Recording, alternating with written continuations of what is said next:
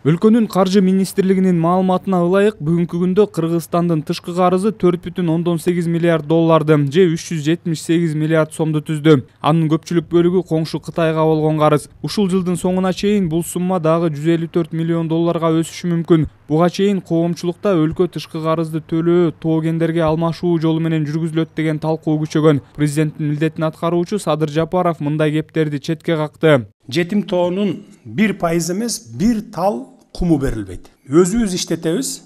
Жетим тоо мененби же башка жак мененби, башка ресурстарыбыз менен Кытайдын карызынан кутулуу жолдорун биз издеп атабыз азыр. Чечилбеген маселе жок, аны да чечебиз. Мына жетим тоо боюнча бул ушак сөз.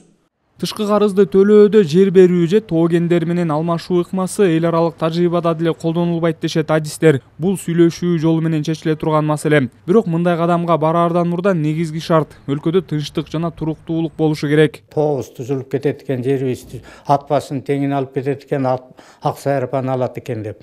Булар аферистер же болбосо диверсанттар деп түшүнгүлө. Саясаттын диверсанттары, аферистер ошентип айтат. Эч кандай жер сууну тоо ташты албайт. Эгер экономикалык нормальный саясат жүргүзө алсаңар, анда биз карызыңарды узарталы дейт. Болгон шарт ушу болот. Андыктан азыркы учурда өкмөт карызды төлөөнүн бир нече жол жоболорун иштеп жатат. Анын бири каржы министрлиги карызды төлөө мөөнөтүн узартуу боюнча эл аралык каржы институттары менен сүйлөшүүлөрдү жүргүзүүдө. Антпесе тышкы карызды республикалык бюджеттин эсебинен жабууга мүмкүнчүлүк жок. Коронавирус пандемиясына байланыштуу быйыл бюджеттин таңкыстыгы 36 миллиард сомго жакындайт деп божомолдонууда. Мындай жагдай бажы жана салык төлөмдөрүнүн тиешелүү көлөмдө чогултулбаганы жана ишкер чөйрөнүн жумушу токтоп калганына байланыштуу жаралды. Самат Асипов, Бексултан Курманбек уулу, Ала Тоо 24.